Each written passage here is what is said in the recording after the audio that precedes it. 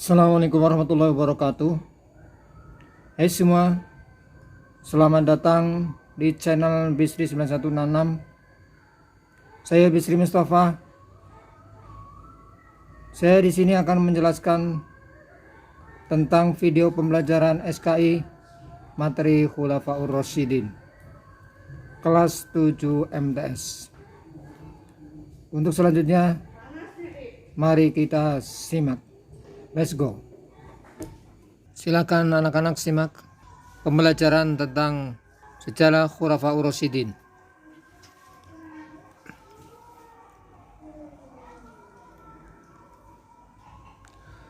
Yang pertama adalah kita harus tahu dulu apa itu pengertian Khulafaur Rasyidin.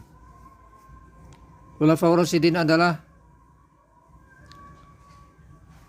merupakan khulafa yang artinya pengganti. Sedangkan Rasyidin ada artinya petunjuk.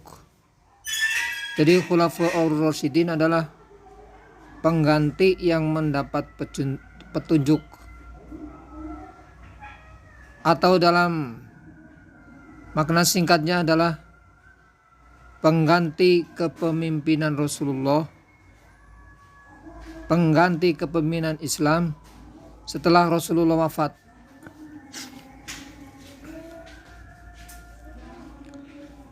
Nabi SAW wafat pada tanggal 12 Rabiul Awal tahun 11 Hijriah atau tanggal 8 Juni 632 Masehi.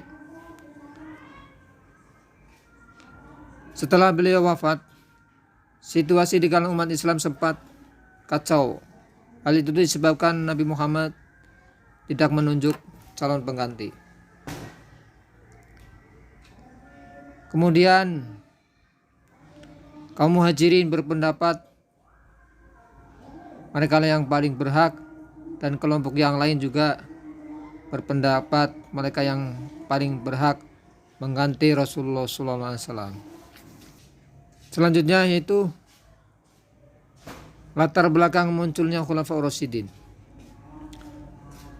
Dari kaum Ansar berpendapat bahwa mereka lah yang paling tepat menggantikan posisi kepemimpinan Nabi SAW. Pendapat kedua adalah kelompok tersebut akhirnya dapat diselesaikan secara damai oleh Umar bin Khattab. Selanjutnya Umar menegaskan bahwa yang paling berhak memegang pimpinan sepeninggal Rasulullah SAW adalah orang Quraisy. Akhirnya Umar bin Khattab membaiat Abu Bakar As-Siddiq menjadi khalifah dan diikuti oleh Sa'ad bin Ubadah.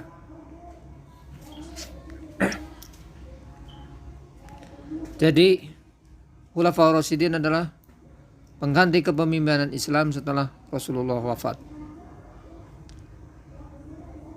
Dan Khulafaur Rasyidin mempunyai prestasi. Di antara prestasinya yang besar adalah pemerintahan Khulafaur Rasyidin berlangsung selama kurang lebih 30 tahun. Mulai dari Khalifah Abu Bakar As-Siddiq, Umar bin Khattab, Utsman bin Affan, dan Ali bin Abi Thalib. Pada masanya banyak kebijakan yang menyebabkan umat Islam mengalami kemajuan. Dan juga pada masa pemerintahan mereka merupakan gambaran yang paling tepat bagi pelaksana hukum dan pemerintahan Islam. Pada masa inilah dianggap sebagai prestasi, sebagai generasi terbaik dalam sejarah perkembangan umat Islam. Adapun urutan generasi terbaik umat Islam adalah masa sahabat, masa tabi'in, dan tabi'in. Kemudian Khulafaur Rasyidin itu terdiri dari 4 orang. Yang pertama adalah Khalifah Abu Bakar. Untuk hari ini kita akan membahas tentang kepemimpinan Khalifah Abu Bakar. Khalifah Abu Bakar mempunyai keutamaan atau kelebihan, yaitu ketika diajak oleh Nabi mengimani Allah Subhanahu wa ta'ala dan Nabi Muhammad SAW. Jadi Abu Bakar adalah golongan orang dewasa yang pertama masuk Islam. Kemudian Abu Bakar juga yang mengimani peristiwa Isra Mi'raj langsung tanpa ragu. Yang ketiga, Abu Bakar ketika Rasulullah sakit, Rasulullah berpesan agar Abu Bakar yang menjadi imam dalam salat. Yang keempat, Abu Bakar adalah orang yang menerima perjanjian Hudaybiyah sebagai juru bicara Umar. Dalam Abu Bakar berdakwah tidak mudah dan mengalami banyak kesulitan karena pada waktu itu banyak muncul orang-orang yang murtad setelah Rasulullah wafat.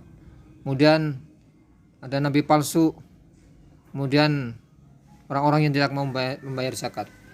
Maka misi dakwah Abu Bakar As-Siddiq adalah yang pertama, yaitu memerangi orang-orang yang murtad. Yang kedua, memberantas nabi-nabi palsu seperti Musailamah Al-Kadzab dari Bani Hanifah di Yamamah dan orang-orang yang enggan membayar zakat. Dalam memerangi kaum yang murtad, nabi palsu dan kaum yang ingkar membayar zakat itu berasal dari Hijaz dan Najd. Ada pula yang menolak membayar zakat. Sebagian golongan dari mereka itu memeluk agama dan tradisi lamanya, yakni menyembah berhala. Khalifah Abu Bakar As-Siddiq memandang gerakan itu sangat berbahaya karena hampir seluruh jazirah muncul gerakan itu. Kemudian Khalifah Abu Bakar juga mempunyai prestasi-prestasi, di antaranya adalah melakukan kodifikasi Al-Quran atau pembukuan Al-Quran. Khalifah Abu Bakar As-Siddiq membuat karya yang masih dapat kita rasakan sampai sekarang, yaitu adanya mushaf Al-Quran. Ketika Al-Quran masih berserakan di tempat, maka usaha yang pertama untuk mengumpulkan Al-Quran adalah Abu Bakar. Kemudian dilaksanakan atas saran Umar bin Khattab yang saat itu menjadi penasihat Khalifah Abu Bakar.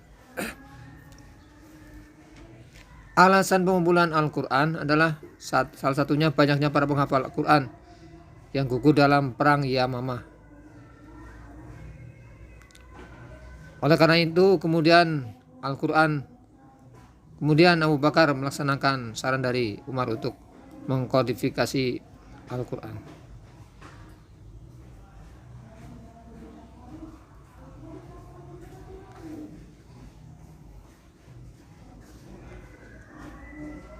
Yang kedua, melakukan perluasan dakwah. Karena alasan tersebut, Abu Bakar As-Siddiq melakukan perluasan dakwah Islam sampai ke beberapa wilayah penyebaran Islam yang sampai Damaskus, sampai ke Palestina, Yordania. Jadi prestasi Abu Bakar yang harus kita ketahui adalah yang pertama memerangi orang yang murtad, yang kedua kodifikasi Al-Quran, yang ketiga adalah melakukan perluasan wilayah Islam.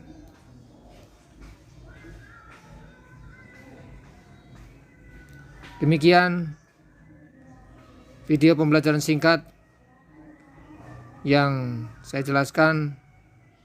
Mudah-mudahan anak-anak semuanya bisa paham, dimengerti.